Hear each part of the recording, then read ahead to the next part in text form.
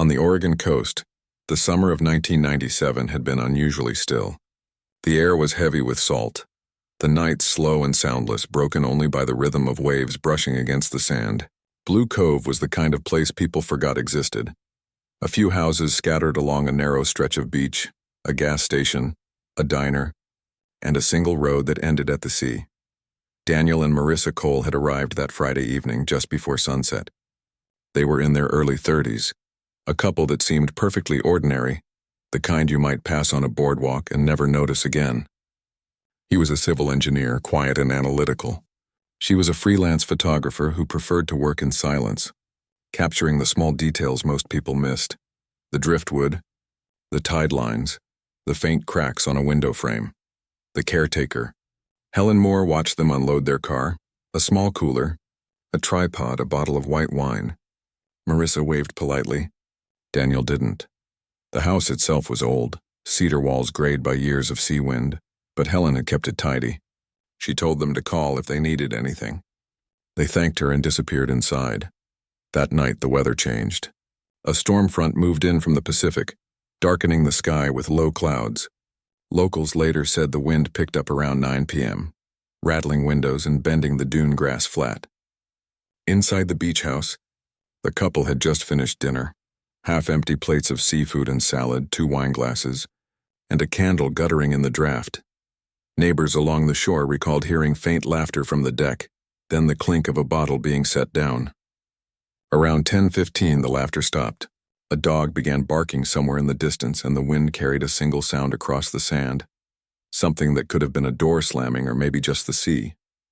By morning, the house stood quiet. The kitchen light was still on. One of the patio doors had been left open, curtains billowing inward with each gust. Daniel's shoes were by the door. Marissa's camera sat on the counter, film still loaded. Their car remained parked outside, doors locked, keys on the table. When Helen arrived to drop off fresh towels, she knocked once, then again. No answer.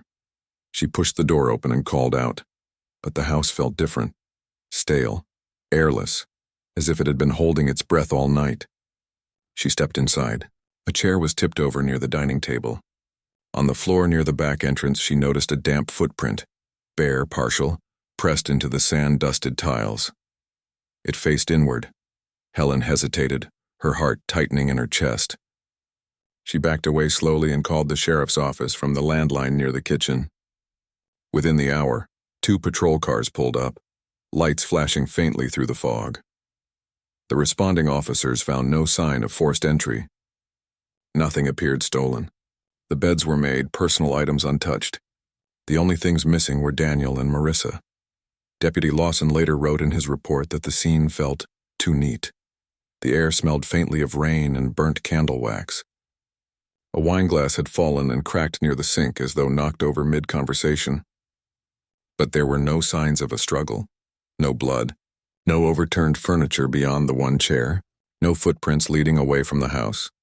When the tide receded that afternoon, officers walked the shoreline, scanning for any trace, shoes, clothing, anything that might suggest an accident. Nothing surfaced. The waves rolled in and out as if they'd erased the night. Entirely news of the disappearance spread quickly through Blue Cove. The sheriff told local reporters it was likely a case of misadventure. Perhaps the couple had gone for a walk and been swept out by the changing tide. But Helen didn't believe it. She had seen something from her window around 11 p.m., a flicker of light near the dunes moving too slowly to be lightning, too steady to be a passing car. When she mentioned it to the deputies, they noted it down, but no follow-up was ever made. By sunset, the wind had calmed.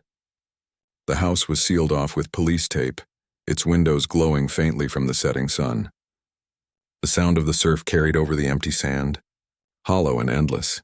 The last thing Helen remembered before leaving was the open back door, swaying softly in the evening air, the same way it had that morning. She turned once more to look at it, whispering to herself, "They'll come back." But the ocean was already pulling in the tide, wiping the footprints clean one by one. The tide came in that night, but something else washed up too, something no one could explain. By dawn, Blue Cove had become a search zone. Patrol cars lined the single road that curved toward the beach house, their red and blue lights diffused in the mist. Reporters hadn't arrived yet, but the town already knew.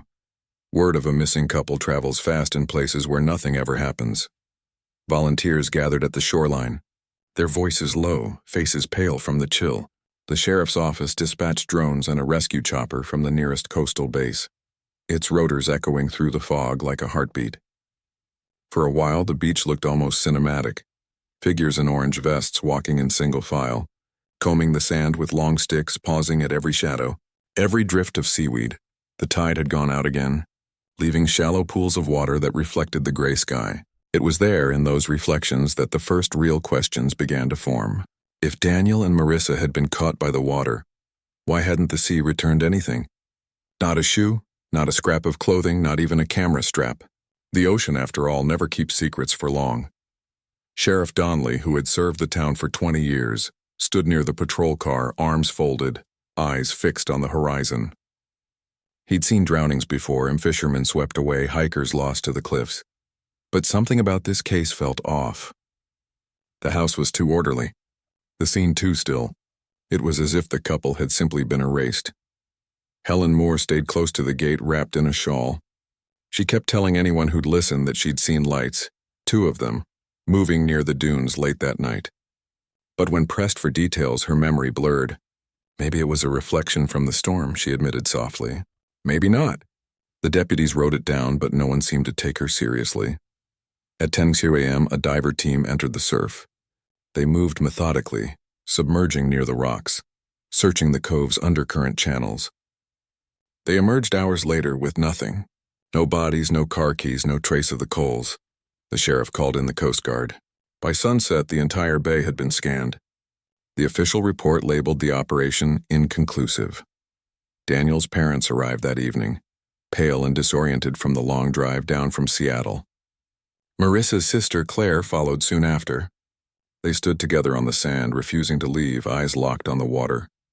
When a wave broke unusually hard against the rocks, Claire flinched, convinced for a moment that something was coming ashore. But it was only driftwood.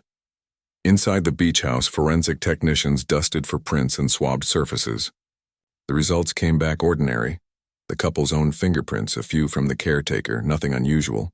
The wet footprint by the back door yielded no usable detail. The sand grains had already dried, erasing ridges and shape. By the 3rd day, the search widened inland. Deputies checked nearby motels, bus stations, and rest stops. No one matching the Coles' description had checked in or passed through. That night, the sheriff stood again on the bluff overlooking Blue Cove. The sun was setting in the same spot where Daniel and Marissa had watched it their first evening. Orange, sinking into the Pacific, the sky bleeding violet. He lit a cigarette, though he hadn't smoked in years, and whispered almost to himself, "They didn't drown. People don't just vanish." A junior deputy, Lawson, joined him. "Sir, you want me to keep the team on overnight rotation?" The sheriff hesitated. "No, bring them in. We'll regroup tomorrow." As Lawson walked away, the sheriff glanced once more at the dark water. Something about the silence unsettled him, the kind of silence that doesn't belong to nature but to something deliberate. In the following days, the official narrative began to shift. Possible accident became presumed drowning. The case file thickened with reports but thinned in hope. The media arrived, then left when nothing new surfaced. By the end of the week, the beach house stood empty again, sealed by police tape. Helen locked the gate for the last time and slipped the key into her pocket. She lingered for a moment, eyes on the sea, whispering the same words she had before. "They'll come back." But even she no longer sounded convinced. And as the days stretched into weeks, Blue Cove went quiet again, as if the place itself was trying to forget. By the 3rd week, the ocean had returned everything and except them. Weeks turned into months, and the ocean forgot their names.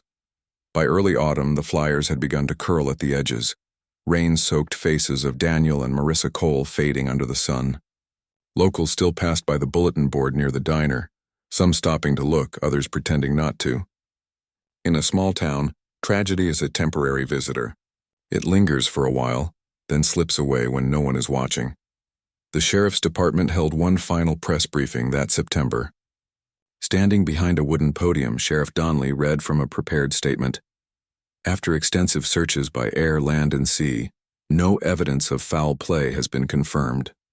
The Coles are presumed drowned. His tone was flat, practiced. The voice of a man who'd learned that closure sometimes means surrender. Reporters asked if there was any chance they'd simply left voluntarily. Donnelly shook his head. Their car, belongings, and credit cards were untouched. There was no sign of financial distress, no history of domestic issues, no motive to disappear. Sometimes, he said quietly, the ocean just takes. Behind him, Deputy Lawson shifted uneasily. He'd spent hours combing the property, searching for anything the others might have missed. A broken latch, a hidden note, even an odd footprint. The only thing he found was silence thick as dust. The Coles families weren't satisfied.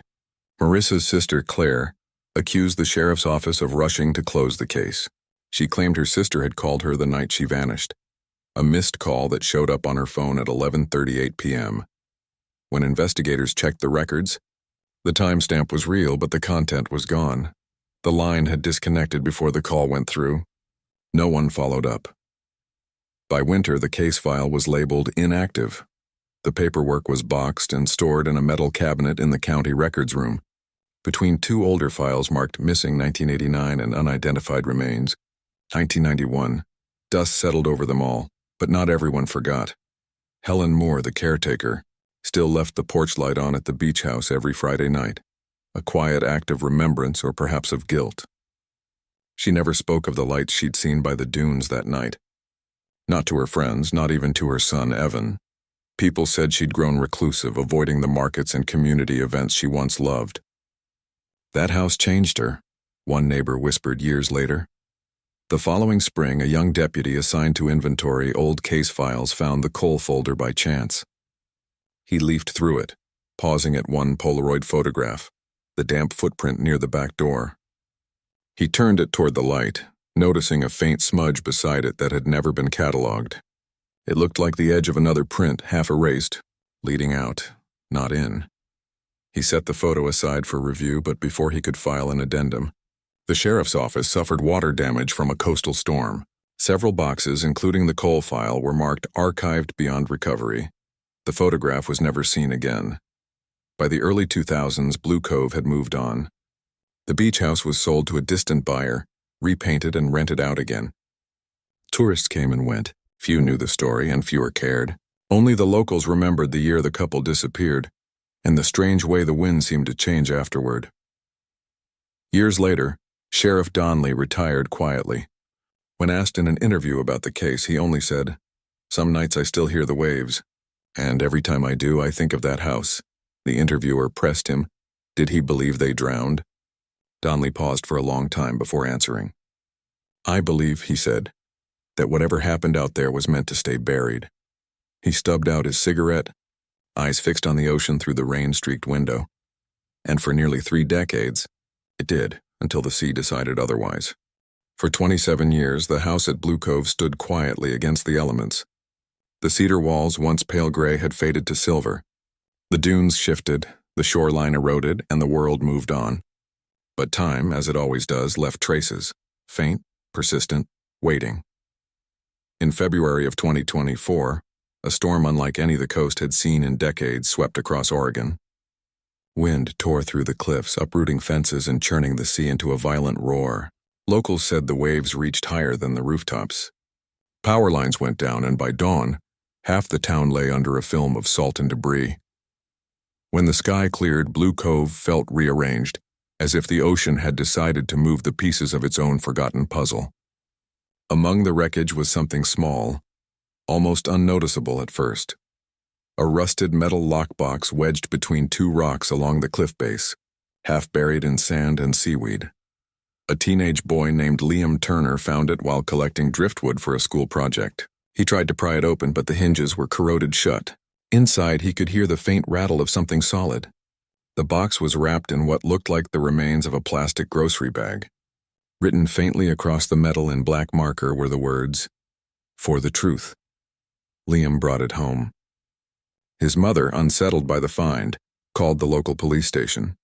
The responding officer recognized the location, the stretch of cliff just below the old coal rental property. By evening, the box was in the custody of the Tillamook County Sheriff's Department. Detective Sarah Donnelly, the daughter of the late Sheriff Donnelly, was assigned to the case. She had grown up hearing her father's stories about the Coles, though he'd rarely spoken in detail. She remembered him once saying, "That house keeps its own weather." When the forensics team finally opened the box, the contents were startlingly intact despite years of exposure.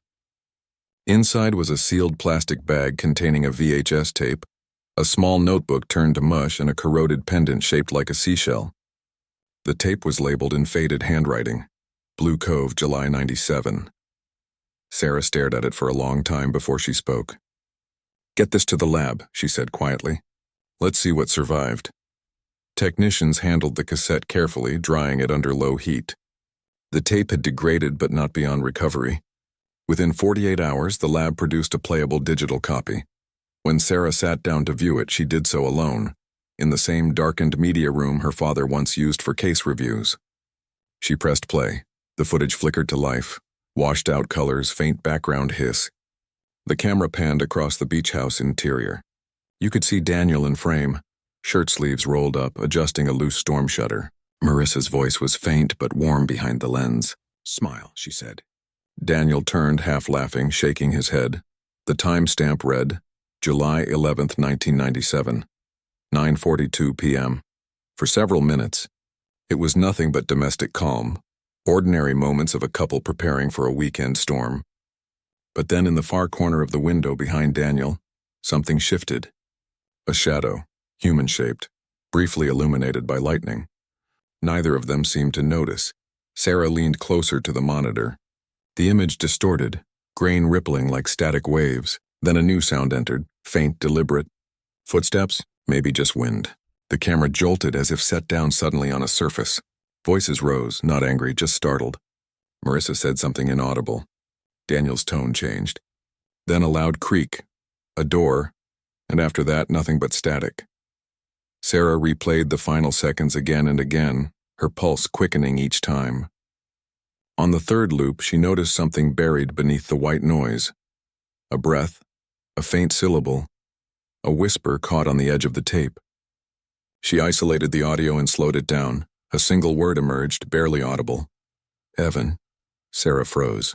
The name was unfamiliar to her but felt like something pulled from a deeper place. An echo that had waited 27 years to surface. She turned off the monitor, the screen fading to black, her reflection merging with the emptiness behind her. The next morning, she reopened her father's old case file. Buried in the witness statements was a name she'd never paid attention to before, Helen Moore, and under it, in smaller print, son, Evan Moore, local fisherman. When investigators played the tape, it wasn't what they expected to see. Detective Sarah Donnelly watched the tape again the next morning, this time in daylight. The room felt different with the blinds open, sunlight cutting across the dust mote suspended in the air. Somehow it made the images harder to watch. The ordinary intimacy of Daniel and Marissa's last night felt almost cruel in its normalcy. She took notes meticulously. Timestamps, background noises, voice inflections. Every second of footage was examined as if it might contain the key her father had missed. At 0:23, Marissa laughed. At 0:02:10, thunder rolled. At 0:03:47, the shadow appeared. At 0:04:02, the door creaked. Static followed. The tape ended at chrono 4:19, 4 minutes and 19 seconds. That was all that remained of the Coles' final night. Sarah forwarded the digital file to the state forensics lab for audio isolation. When the cleaned-up version returned 2 days later, the faint whisper she'd heard before was clearer. It was a man's voice close to the microphone speaking one word. Evan. There was no other context. No surname, no sound of struggle, no follow-up. Just that name, carried by static and silence. Sarah leaned back in her chair, eyes fixed on the waveform pulsing on her screen. She thought of her father's old case notes, how he'd mentioned a caretaker named Helen Moore only once with no mention of family. But there it was in the original file she'd reopened. Helen Moore, son, Evan, local fisherman. Age 27, she picked up the phone. "Get me everything we have on an Evan Moore," she told the records clerk. "Blue Cove area, mid to late 90s. Within an hour, the email arrived. Evan Moore, born 1970, resident of Blue Cove, Worked on a small charter boat. No criminal record. Reported missing August 1997. Less than 2 months after the Coles vanished. Case closed without recovery. Presumed drowned. 2 disappearances. Same year. Same coastline. Sarah's pulse quickened. She drove to Blue Cove that evening. The same winding road her father must have taken countless times. The beach looked different now, narrower, worn down by years of erosion. But the air still carried the same scent of sea and pine, heavy and metallic. She parked outside the old coal house. It was privately owned now, rented out to tourists in summer, empty in winter. The caretaker's cottage, however, was still occupied. A rusted mailbox out front read H. Moore. Helen Moore was 80, frail, her white hair tied back with a ribbon that looked older than the house itself. She recognized Sarah immediately. "You're Donnelly's girl," she said softly. "He was a good man," Sarah nodded. "Mrs. Moore, I'm revisiting the cold disappearance." Something new came up. Helen's expression changed, not surprise, but something like resignation. "After all these years?" Sarah hesitated. "I found a videotape. It was sealed in a lockbox near the cliffs. There's a name on it. Evan. Does that mean anything to you?" Helen's lips trembled slightly. "My son, Evan, he worked the boats. He left after that summer. Never came home. Did you report him missing?" "I did," she whispered. "But they said maybe he ran off." "That's what people said back then. Men do that sometimes. The ocean takes them." Sarah studied her carefully. "The tape was from inside the coal house, Mrs. Moore. Your son's name was heard on it." Helen closed her eyes. Evan knew Marissa. Before she married that man, they were friends once. He told me she shouldn't have come back here. Said she was scared of something. Sarah leaned forward. "Scared of what?" Helen shook her head. "He never said, just that she wasn't safe. I told him to leave it alone." Outside, the wind picked up, rattling the window panes. For a moment, neither spoke. Finally, Helen whispered, "If you found something, anything, maybe it's the sea giving her back." Sarah left the house with more questions than answers. She stood by her car, looking out over the darkening cove. Somewhere below the cliffs, the tide was rising again. The same tide that had swallowed 2 people and 1 truth almost 30 years ago. Back at her motel, she replayed the tape once more. Frame by frame. Then she saw something she hadn't before. Just before the static and in the reflection of the kitchen window, there was a face. Not Daniel's, not Marissa's. A third person outside in the darkness, standing still, watching. Sarah froze the image. The face was faint but unmistakably male, lean, angular, with a streak of light across one eye. Her heart pounded. She opened the old case photos again, searching until she found one. A young man posing beside a fishing boat. His name printed at the bottom, Evan Moore. The resemblance was undeniable. Audio technicians isolated a single whispered word beneath the static, a name that had been buried for years. The motel room smelled of old carpet and rain. Sarah hadn't slept.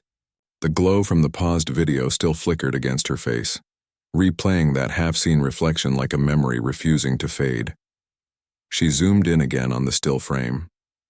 The reflection wasn't just a shape, it was a presence. The faint curve of a cheekbone, the tilt of a head, the look of someone who didn't belong there. And now there was no denying it. It was Evan Moore, but Evan had vanished only weeks after Daniel and Marissa. 3 names, 3 disappearances, bound by a single summer and a single coastline. Sarah called the forensics lab. "Run facial mapping on this frame," she said, her voice low. "Compare it to the 1996 driver's license photo of Evan Moore." An hour later, the analyst called back. "Preliminary match, 92% probability." Sarah let out a slow breath. 92% was almost certainty. Almost. But in cold cases, almost could destroy an entire investigation. By afternoon, she was back in her car, heading toward the harbor. The sea mist rolled thick over the road, swallowing the horizon in gray. The docks were quieter now. Just a few fishing boats left, rocking in the swell like restless ghosts. At the far end, she found a man mending nets on an overturned crate. His name was Roy Tanner, a fisherman, 61, and once Evan Moore's closest friend. "Roy," Sarah said, flashing her badge. "I'm looking into Evan." He squinted at her. "That name again. It's been years." I need to know about the summer of '97 before he disappeared. Roy paused, rubbing salt from his palms onto his jeans.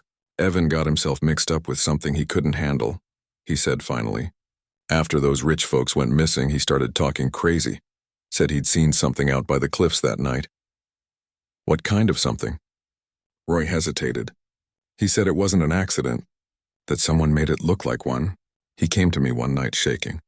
Told me there were things buried under the sand that weren't supposed to be found. Sarah felt a chill crawl up her spine. Did he tell anyone else? He tried to tell the sheriff, but the next day, he was gone. Roy stared at the water as if expecting to see Evan's face rise from it. He wasn't the kind to just walk away. Whatever he saw, it took him too. Sarah thanked him and left, her mind racing. A new pattern had formed. A witness who vanished. A name hidden in static. A caretaker who kept quiet. Back at the sheriff's office, she dug through the archives again, this time searching for cross-references. One entry caught her eye, a report filed the week before Evan disappeared. It mentioned an argument near the beach house between an unidentified male and a man matching Evan Moore's description. The witness? Anonymous. She flipped to the next page, but it had been removed. Only a torn edge remained, as if someone had deliberately pulled it from the file.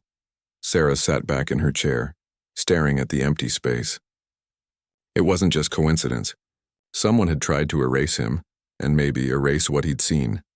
She returned to her car just as the sun began to sink behind the cliffs. For a moment, the ocean turned copper, glowing like something alive. The sound of waves against rock was rhythmic, almost mournful. In the passenger seat lay the printed still from the tape, Evan's blurred reflection in the window, forever caught between light and dark. Sarah whispered the name to herself. Evan Moore. It was more than a clue now. It was a key. As she started the engine, she noticed something else in the folder Roy had given her. A folded page, water-stained and brittle. At the top, faded ink spelled out 2 words, Marissa's journal. Sarah stared at it, pulse quickening. The handwriting was faint, but the date at the top read, August 13th, 1997, the night they vanished. She turned the page, and one line stood out above all others. He told me the sea remembers everything, even what we try to forget. Sarah closed the file slowly, the weight of it sinking in. Tomorrow she would go back to the house, to the place where the tide met the truth, because somewhere inside that journal was the reason they all disappeared. Sarah spread the journal open across her desk under the dull yellow lamp. The pages were warped from moisture, the ink faint and uneven, but Marissa Cole's handwriting still carried a quiet urgency, like someone trying to capture truth before it vanished. The last dated entry was August 13th, 1997, the night they disappeared. But between that date and the one before, a full day was missing. No record, no explanation. Just a blank space between words that had once described ordinary life. Dinners, errands, notes about Daniel's work, and the final entry that spoke only of fear. Sarah read aloud softly. Something's changed. Daniel's been taking late-night calls again. He says it's business, but the way he looks at the ocean, it's not business. Another line below it had been smeared by water. If anything happens, tell them about the cove. Sarah turned the page. Nothing. The next sheet was torn clean out. The missing hours. She sat back, staring at the jagged edge. Someone had ripped it deliberately. The tape, the whisper, Evan's name, everything pointed to that missing gap in time. Whatever happened to the Coles didn't start that night. It started the night before. Sarah made a list on her pad. Phone records, hotel logs, neighbors, tide charts. If she could reconstruct those missing hours, maybe she could find what the ocean had hidden for 27 years. At dawn, she drove back to Blue Cove. The morning mist hung thick over the water, wrapping the shoreline in silence. She parked outside the Cole house again, the same house that seemed to breathe differently with every hour. Inside, the air smelled of salt and age. Dust layered the windows. The kitchen tiles still bore faint scratches where the table once stood. She stood where Marissa had stood in the tape near the sink facing the window. If Marissa had written, "Tell them about the cove," she must have meant this place, or something near it. Sarah stepped outside and followed the narrow path behind the house leading to the cliffs. Halfway down, she found the remnants of an old boathouse, Collapsed beams, rusted hinges, a door hanging loose. The floor was half buried under sand and weeds. She swept the sand aside with her boot, then froze. There was a mark carved into the wooden floorboard, a shallow, deliberate X. Sarah crouched. Beneath the board, she found a small metal ring, the broken end of a lock. It wasn't new. Salt had eaten through the edges. She photographed everything and called the forensics unit. As she waited, she looked out over the tide line. The waves were pulling back, exposing more of the shore. And there, half buried in the wet sand and something caught the light. Sarah walked closer. It was a piece of glass, square, thick, with a label still clinging to one corner. Blue Cove Diner and 8/12/97. A receipt fragment. The diner was still open, just off the highway. Within an hour, she was sitting across from the owner, an elderly man named Russ. "I remember them," he said after a pause. "The couple from out of town. Rented the beach house. Came in for coffee, real quiet. Did they come in on the 13th? He frowned. "No, the 12th. Late evening." "But they weren't alone." Sarah leaned forward. "Who was with them?" He hesitated, eyes drifting to the window. "Local kid. Worked the boats. Evan Moore." The words landed like a weight in the air. "Are you sure?" "I'd bet my life." They sat right there by the window. Looked like an argument. The woman was crying. The man, Daniel, I think, had stormed out first. Evan followed a few minutes later. The woman stayed behind for a while. When she left, she said something strange. Sarah's pen paused. "What did she say?" Russ looked up. She said, "If he calls, tell him I saw the file." I didn't know what she meant. Sarah's pulse quickened. The file. Another missing piece. She thanked him and walked out into the sunlight, her mind spinning. Marissa knew something. Something worth destroying evidence for. The missing hours weren't just lost time. They were erased deliberately. As Sarah started her car, her phone buzzed. A message from forensics. Found partial print on tape box. Not Cole, not Moore. Matches archived record. Sheriff Douglas Donley, retired. Sarah stared at the screen, stunned. Her father's name, her breath caught. The man who'd led the original investigation, the man she trusted most, had touched evidence he never logged. She sat in silence. Engine idling, waves crashing in the distance. For 27 years, the truth had been buried. Now it was clawing its way back. The storm rolled in just after sunset. Sheets of rain blurred the edges of the world, and the narrow road to Blue Cove shimmered under the headlights. Sarah gripped the wheel tightly, the sound of the wipers syncing with her thoughts. The fingerprint report, her father's name, the weight of betrayal pressing hard against her chest. She'd read his case notes 100 times as a child, admiring the man who'd spent his life chasing truth. But now she couldn't ignore the possibility that he'd buried one. The Cole house loomed ahead through the rain, its outline sharp and familiar, a silhouette against flashes of lightning. She parked by the overgrown path and sat for a moment, letting the storm wash over the windshield. Every instinct told her to wait until morning. But truth didn't wait, not after 27 years. Inside, the air was colder than she remembered. The faint scent of salt and mildew clung to the walls. Her flashlight beam cut through the darkness, passing over peeling wallpaper, cracked tiles, and the same kitchen window where the reflection had first appeared. She moved slowly through the rooms, her steps echoing. The wind howled outside, making the old house groan. In the living room, she found the remnants of crime scene tape still caught in a floorboard. Brittle, yellowed, and nearly invisible unless you knew to look. Sarah kneeled down, her gloved hands tracing the wooden surface. The boards near the fireplace sounded hollow. She pressed down. A soft creak answered back. Pulling out her multi-tool, she pried one plank open. Beneath it lay a small compartment lined with dust and decay. Inside was a sealed envelope. She hesitated before opening it. The paper had darkened with age, the edges brittle as if handled too many times. Inside were 3 photographs. The first showed Daniel Cole standing near the cliffs, sunlight glinting off the ocean behind him. The second, Marissa alone holding what looked like a brown file folder. The third, a blurred image taken from a distance, showing Daniel and another man facing each other near the same cliffs. Sarah's pulse quickened. She looked closer. The second man's build, his posture, familiar. She reached for her phone and magnified the image.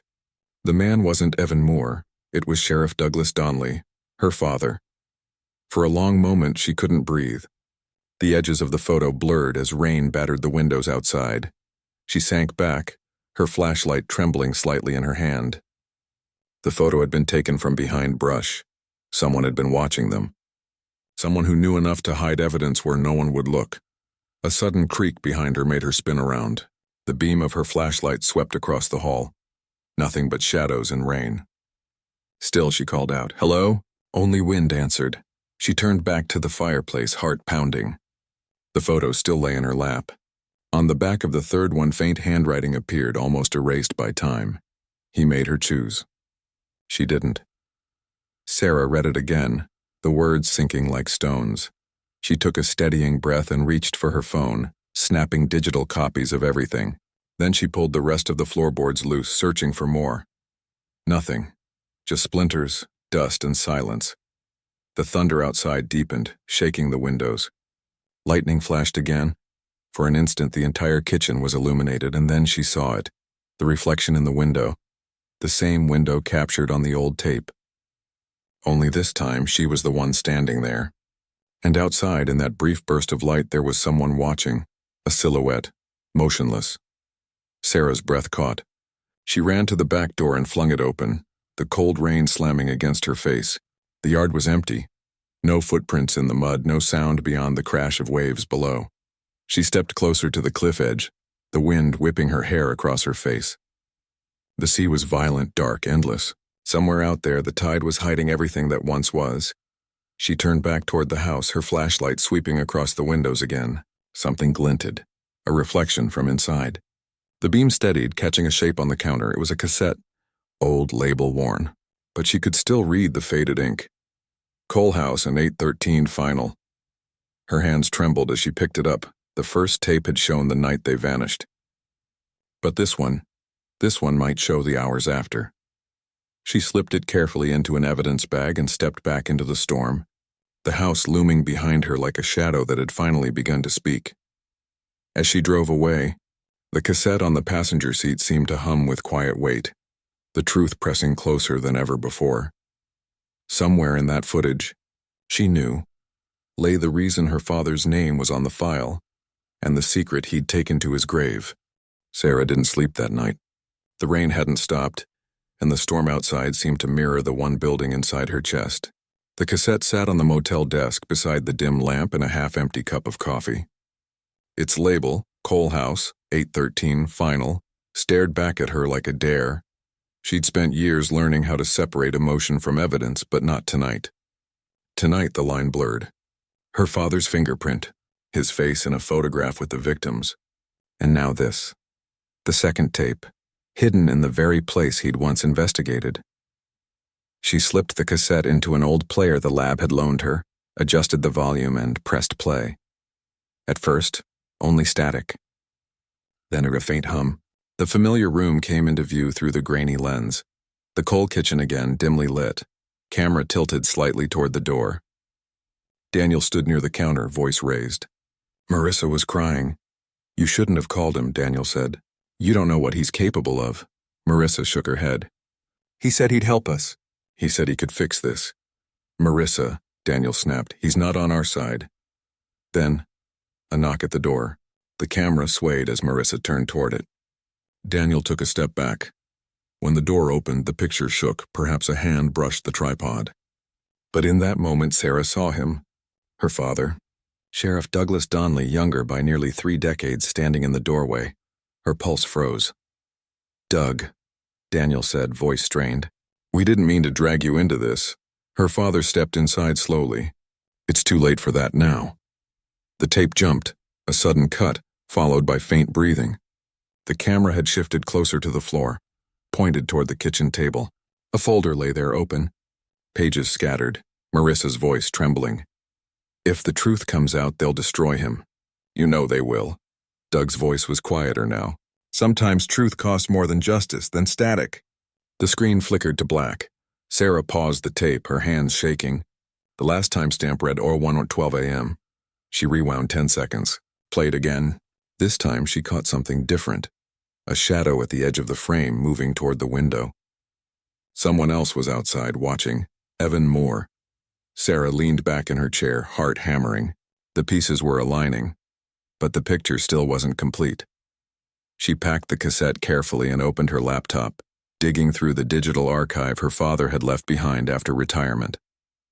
Most of it was routine casework, but buried deep within a private folder titled Blue Cove 97, she found a single scanned document labeled personal, not for release. It was a letter, her father's handwriting. She clicked it open, the familiar scrawl filling the screen. Sarah, if you ever come across this file, it means the case has found its way back to you, just like I feared it might. There are things I didn't tell the department, things I buried to protect more than one life. I made a mistake that night, not in what I did, but in what I allowed to happen. Daniel and Marissa Cole weren't just a missing couple. They were witnesses. They had evidence of something tied to the department, to men who wore the same badge I did. They came to me for help, but the walls were already closing in. When I got to the house, Daniel was angry, scared. He had a file, proof of payoffs, names, records of shipments through the docks. He wanted to go public. Marissa begged him not to. She said someone had threatened her already, that someone was my deputy. Sarah stopped reading. Her throat tightened. I tried to get them out that night. I thought I could buy them time. But when I came back, they were gone. The sea took the rest. Or maybe someone helped it. I kept one photo, the one you must have found, because I couldn't stand the lie we built around them. If you're reading this, don't let it end with me. There's a name in Marissa's journal you haven't found yet. Find it and you'll know who was really watching that night. The signature at the bottom was faded, almost erased. Sarah sat motionless for several minutes. The storm outside had quieted, leaving only the soft hiss of rain. The letter explained almost everything, except one thing: who took the missing journal page. Her eyes flicked back to the screen. In the corner of the scanned image, faintly visible in the margin, was a handwritten note. Not her father's handwriting, but someone else's. You weren't supposed to see this. Sarah's pulse quickened. She zoomed in on the metadata of the file. Last modified 2 years after her father's death, someone else had accessed his archive. She exhaled slowly. Whoever it was, they were still out there, watching, cleaning up what he'd left behind, and they'd known she would come looking. She shut her laptop, heart pounding. Tomorrow she'd go back to Blue Cove one last time, because if her father's letter was right, there was still one person who knew the truth, the one who'd seen it all from the dark. The witness. Morning came gray and heavy. The storm had passed, but the air over Blue Cove still felt charged, as if the sea hadn't quite forgiven what it had swallowed. Sarah parked near the cliffs, the horizon stretched in pale silver. The cassette, the letter, the photograph, all of it sat on the passenger seat beside her. Together they felt like the weight of a final truth. She walked toward the beach, boots sinking into wet sand. Each step sounded muted, absorbed by fog. Ahead, the tide had pulled back farther than she'd ever seen, revealing jagged rocks and a narrow strip of beach usually hidden beneath the water. For years, locals called this stretch the Hollow Hour, a short window when the sea withdrew just far enough to expose what it usually kept. Sarah reached the base of the cliffs, the place where the first investigation had ended and where her father's notes had stopped. Now, for the first time, she could see what he hadn't.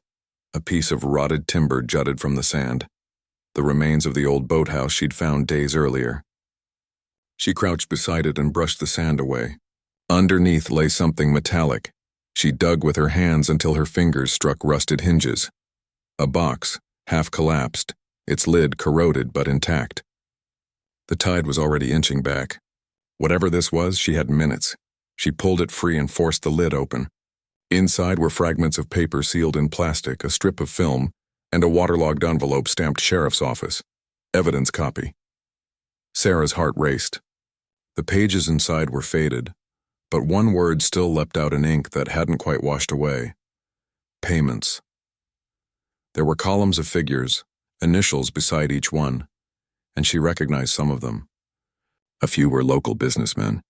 2 were former officers, and one, circled twice in her father's handwriting, read, J. Haynes, Deputy. Her father's deputy. The man he'd written about in his confession letter. She felt the ground shift under her boots as the tide crept closer. Pulling out her phone, she photographed everything. The film strip she'd found was marked AUG 14. She held it to the light. Faint outlines appeared. The coal house, a car by the cliffs, and 3 human shapes. 2 facing the sea, 1 standing behind them, a shadow with a badge. Sarah's breath caught. Suddenly a voice carried across the wind. "You shouldn't be here." She turned sharply. A man stood by the rocks, tall, gray-haired, wearing a coat too formal for the beach. His face was lined, familiar in a way that felt buried. She recognized him from the old police photos. Jonah Haynes, her father's former deputy. "Mr. Haynes," she called, keeping her voice steady. "You worked this case," he nodded slowly, stepping closer. "Worked it, buried it. Your father tried to stop me." Sarah's grip tightened on her phone. "You erased evidence," he didn't deny it. His expression was tired, hollow. He thought he could save them, the Coles, Evan, all of them. But it was already done. The night they came to me, they had proof. Shipments, names. It would have destroyed the department. So you made sure it disappeared. Haynes looked toward the sea. "I didn't kill them. I just cleaned what was left. Your father couldn't live with that.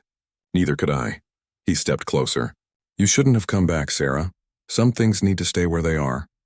She steadied her voice. "I think my father knew I'd find this." Haynes's gaze flicked to the open box by her feet. "Then you know what it cost him." Sarah glanced down again, at the soaked papers, the evidence her father had tried to protect. "He didn't bury it to hide your crime. He buried it to buy me time." For a moment neither spoke. The waves crashed harder now, rising fast. Haynes looked at her with something between guilt and resignation. "The sea gives everything back eventually," he murmured. Sarah took a step back. "Not if we pull it out first." He turned away, his figure fading into fog. By the time she called out, he was gone, as if the mist had swallowed him whole. Sarah knelt and sealed the contents of the box in evidence bags, her hands shaking from cold and adrenaline. When she finally stood, the tide had reached her knees. She looked once more toward the horizon, the gray expanse where truth and water met, and then began the climb back to her car. Later that evening, at the county station, she laid everything on the table: the letter, the photos, the box, and the film strip. The case file that had been closed for nearly 3 decades finally had an ending, or something close to it. The official report would later read that the Coles' disappearance had been connected to corruption, threats, and cover-ups inside the department. But Sarah knew that wasn't the whole truth, because one piece still didn't fit. The film strip had 3 figures, 2 by the sea, 1 behind them. But in the corner, almost invisible unless you looked closely, was a 4th shape reflected in the glass of the car window. Someone filming. Someone still out there. Sarah stared at the image long after the lights in the office dimmed. Outside, thunder rolled again over Blue Cove, distant, echoing as if the sea were whispering what it had never forgotten.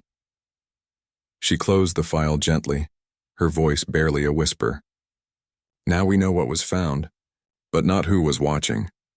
And for the first time, the silence of Blue Cove felt alive again, not empty but listening.